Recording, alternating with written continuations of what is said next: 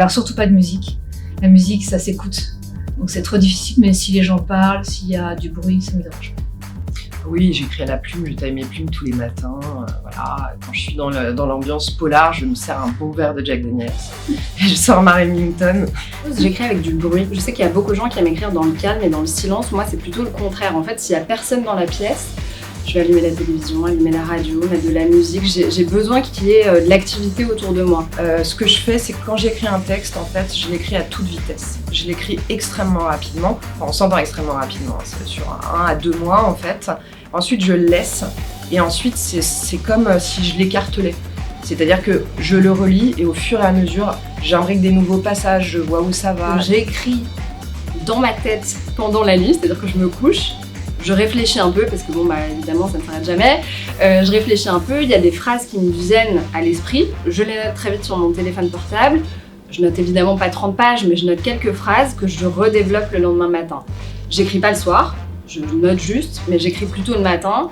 Par contre, malheureusement, je peux pas me lever à 4h du matin, j'ai besoin de mes 8 heures de sommeil. Donc... Alors le petit rituel d'écriture, c'est que j'aime bien me lever tôt.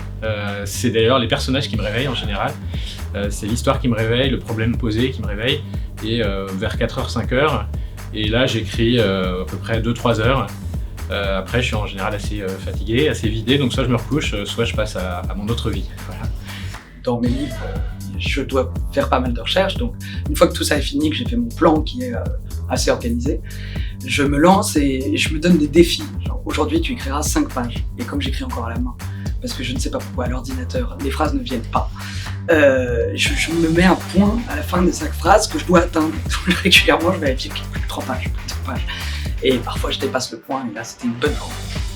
J'ai eu 1 an et demi de recherche historique. L'écriture d'un synopsis dans le même temps. Comme il y a plusieurs histoires qui se chevauchent à des périodes différentes, j'ai vraiment éprouvé le besoin d'écrire ce synopsis, de le perfectionner.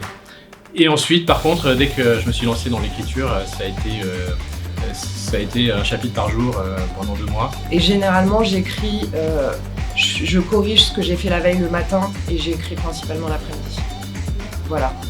Je suis plus frais le matin, plus ralenti l'après-midi, donc je préfère le matin, mais non, tout me va.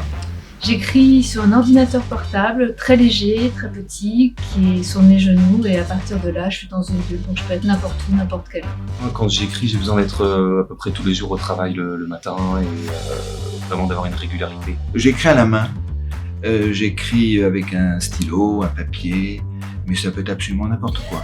J'écris tout le temps, quand j'écris n'importe quoi, n'importe comment. Non, il faut une rigueur quand même, c'est dire tous les jours, c'est tout. Mais quand j'écris un livre, autrement, je suis pas comme Amélie Nothomb qui est incapable de rester un seul jour sans écrire. Moi, je peux très bien rester un seul jour sans écrire. Mais une fois que j'ai commencé, j'arrête plus.